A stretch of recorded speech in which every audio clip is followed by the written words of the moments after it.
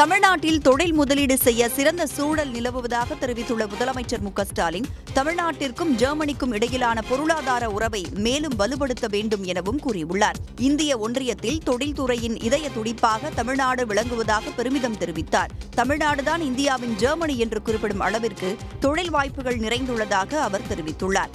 முதலீடுகளுக்கு மிக சிறந்த மாநிலமா தமிழ்நாடு விளங்கிட்டு இருக்கு. தமிழ்நாட்டில் தொழில்களை துவங்க வரும் முதலீட்டாளர்களுக்கு எல்லா உதவியும் செய்யறதுக்கு தமிழ்நாடு அரசு காத்திருக்கு.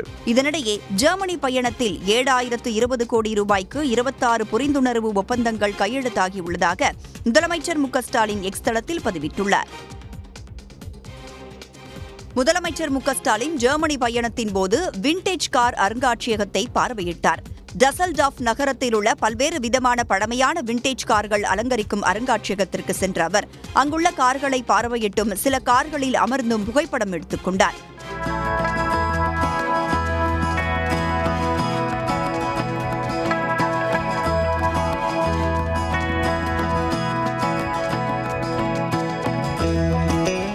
இது தொடர்பாக எக்ஸ் தளத்தில் பதிவிட்ட அவர், காலத்தால் அழியாத பழங்கால பொக்கிஷங்களுக்கு மத்தியில் வரலாறு உயிர் பெறுவதை உணர்ந்ததாக தெரிவித்தார்.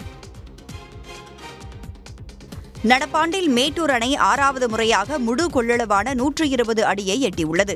கடந்த சில நாட்களாக நீர்பிடிப்பு பகுதிகளில் பெய்து வரும் கனமழையால் மேட்டூர் அணைக்கு நீர்வரத்து 36,985 கனஅடியாக அதிகரித்துள்ளது. மேட்டூர் அணை முழு கொள்ளளவை மீண்டும் எட்டியதால் விவசாயிகள் மகிழ்ச்சி அடைந்துள்ளனர். இதைத் தொடர்ந்து 16 கன்மதகு வழியாக 12,500 கன அடி உபரிநீர் வெளியேற்றப்பட்டு வருகிறது.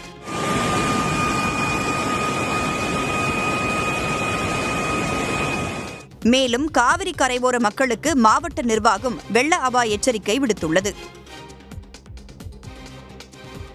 திருச்செந்தூர் அருகே குலசேகரன்பட்டினம் பெட்ரோல் பங்கில் பெட்ரோல் போட வந்த இளைஞர் ஊழியரை திசை திருப்பி செல்போனை திருடி செல்லும் காட்சி வெளியாகியுள்ளது.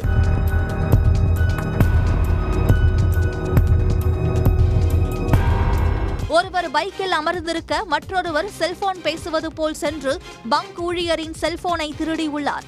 அது மட்டுமின்றி பெட்ரோல் போடப்பட்டதற்கான பணத்தையும் கொடுக்காமல் அந்த இளைஞர் தப்பியோடியுள்ளார். திருவண்ணாமலை மாவட்டம் சேத்துப்பட்டு ஒன்றியத்திற்கு உட்பட்ட வடாதிமங்கலம் கிராமத்தில் வீட்டு வரி, குழாய் வரி செலுத்தவில்லை என்றால் 100 நாள் வேலை வழங்க மாட்டோம் என வட்டார வளர்ச்சி அலுவலர் ஜெயந்தி என்பவர் மிரட்டும் காட்சி வெளியாகியுள்ளது. 100 ரூபாய் கூட வரி செலுத்த முடியாதா என அவர் ஒருமையில் பேசும் செயல் கடும் கண்டனத்திற்கு ஆளாகியுள்ளது.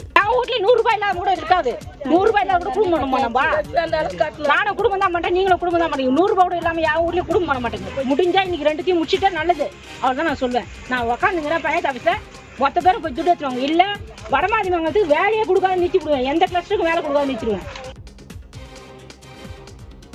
திருவள்ளூர் மாவட்டம் கடம்பத்தூர் அருகே அரசு உதவி பெறும் பள்ளிக்கு முன்னாள் மாணவர் ஒருவர் 40 லட்சம் ரூபாய் மதிப்பிலான பேருந்து வாங்கி கொடுத்தது நெகிழ்ச்சியை ஏற்படுத்தியுள்ளது.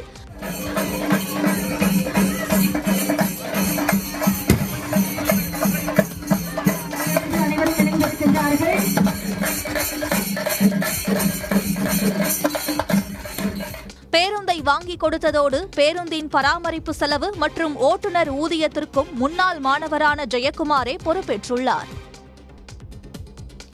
கன்னியாகுமரி மாவட்டம் குலசேகரத்தில் உள்ள தனியார் கல்லூரியில் ஓணம் பண்டிகை கலை நிகழ்ச்சிகள் களை கட்டின.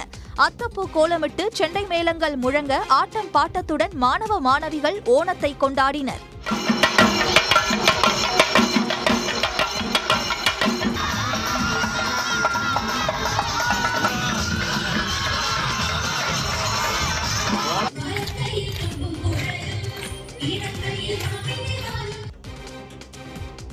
சத்தியமங்கலம் புலிகள் காப்பகத்திலிருந்து வெளியேறிய சிறுத்தை புலி ஒன்று திம்பம் மலைப்பாதையில் உலா வந்த காட்சி வாகன ஓட்டிகளை அதிர்ச்சியடைய செய்தது.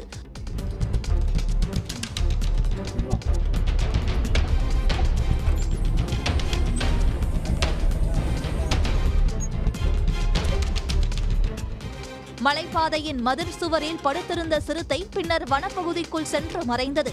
திம்பம் மலைப்பாதையில் பயணிப்போர் தங்களது வாகனங்களை விட்டு கீழே இறங்காமல் செல்ல வேண்டும் என்று வனத்துறை எச்சரித்துள்ளது. விழுப்புரம் மாவட்டம் பேரங்கியூர் ஏரி பகுதியில் வெள்ள பாதிப்பின் போது நீரில் சிக்கிக் கொண்டவர்களை மீட்பதற்கான ஒத்திகை நிகழ்ச்சி நடைபெற்றது. இதில் தீயணைப்பு மற்றும் மீட்புப் பணித்துறை சார்பில் வெள்ளப்பெருக்கில் சிக்கியவர்களை கயிறு மூலமாகவும் படகில் சென்றும் மீட்கும் காட்சிகள் தத்ரூபமாக காட்சிப்படுத்தப்பட்டன.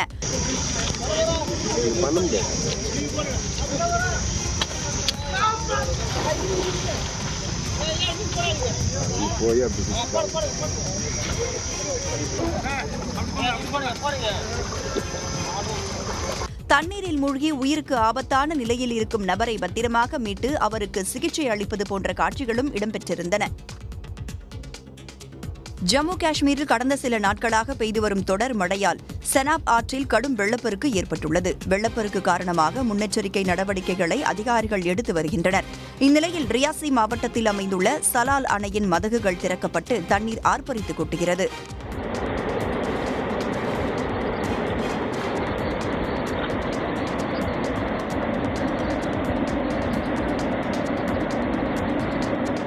மேலும் செனாப் ஆற்றின் கரையோரம் வசிக்கும் மக்கள் பாதுகாப்பாக இருக்க அதிகாரிகள் அறிவுறுத்தியுள்ளனர். டெல்லியில் இடைவிடாது கொட்டித் தீர்த்த கனமழையால் யமுனை நதியின் நீர்மட்டம் அபாய அளவை தாண்டியது. இதன் காரணமாக யமுனை நதியில் வெள்ள அபாய எச்சரிக்கையும் விடுக்கப்பட்டுள்ளது. தொடர்ந்து நீர்மட்டம் உயர்ந்து வருவதால் யமுனை நதியின் மீது கட்டப்பட்ட மிகவும் பழமையான லோஹாபுல் இரும்பு பாலத்தில் இன்று முதல் போக்குவரத்து நிறுத்தப்படும் என அறிவிக்கப்பட்டுள்ளது.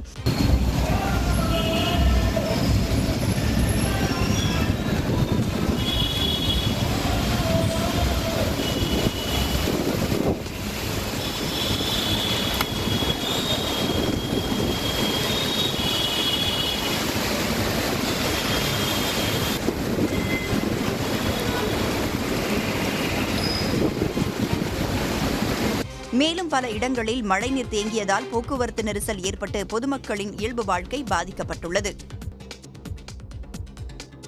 கேரள மாநிலம் எர்ணாகுளம் எஸ்பி அலுவலகத்தில் நடைபெற்ற ஓணம் கொண்டாட்டத்தில் தமிழ்நாட்டை சேர்ந்த பெண் IPS அதிகாரி ஹேமலதா சக ஊழியர்களுடன் சேர்ந்து திருவாதிரை நடனமாடியது அனைவரையும் கவர்ந்தது. தொடர்ந்து பல்வேறு கலை நிகழ்ச்சிகளும் எஸ்பி அலுவலகத்தில் களை கட்டின. ஹரியானா மாநிலம் குருகிராம் மாவட்டத்தில் கனமழை காரணமாக சாலைகளில் பெருக்கெடுத்து ஓடிய வெள்ள நீரில் படகு மூலம் பயணித்து காங்கிரஸ் கட்சியினர் மாநில அரசுக்கு எதிரான போராட்டத்தில் ஈடுபட்டனர்.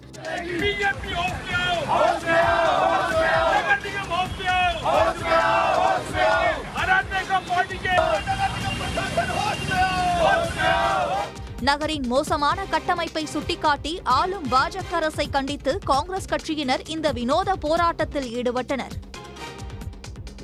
கனமழை வெள்ளத்தால் ஹரியானா மாநிலம் குருகிராமில் கடும் போக்குவரத்து நெரிசல் ஏற்பட்டது. கனமழையால் சாலைகள், குடியிருப்பு பகுதிகளில் தண்ணீர் சூழ்ந்துள்ள நிலையில் டெல்லி ஜெய்ப்பூர் தேசிய நெடுஞ்சாலையின் இருபுறமும் 7 கிலோமீட்டர் தூரம் வரை போக்குவரத்து நெரிசல் ஏற்பட்டது.